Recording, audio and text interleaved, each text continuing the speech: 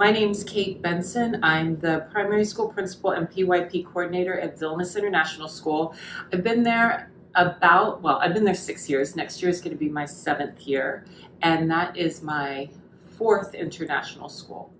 Prior to being in Lithuania, I was working as actually grade 4 teacher. I went back into the classroom and was in Bogota, and then I was in Azerbaijan for a while as a PYP coordinator at the International School of Azerbaijan.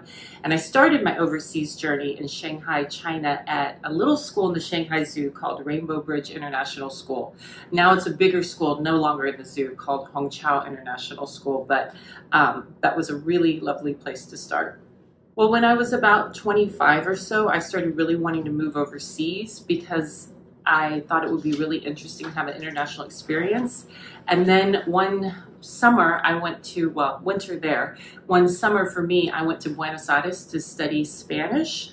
And when I was there, I met a few people that I had mutual contacts with. They were living in Buenos Aires, and I just thought, wow, this is so cool to just live someplace outside of your home country.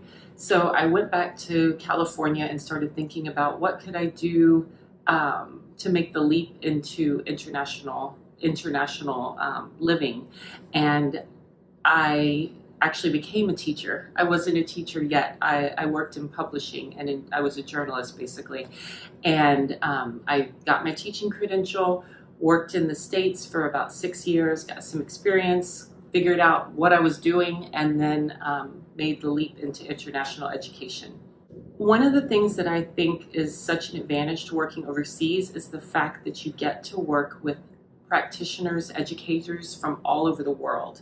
So just now in my school in Lithuania, not only is it amazing working with the children and so gratifying and so rewarding, but also I have colleagues from South Africa, from Australia, New Zealand, Canada, Belgium, Spain. We really are an international staff as well.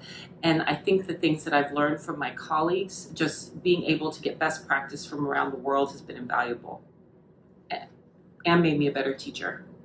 I think sometimes when you stay in your home country or you stay in your national curriculum, you don't have the opportunities to learn different ways of doing things as much as you would if you are in an international setting.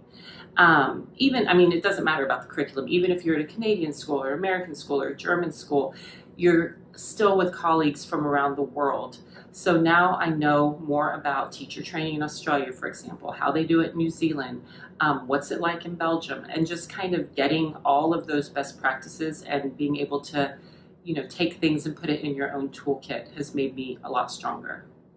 I would say yes if you're ready for adventure, but also it can be lonely and isolating. I always forget before I move countries that when you land in a new place, you don't know anybody. You don't know how things work. You don't know the language many times. You're not familiar with where to get this, how to do that, which can be both exciting and terrifying.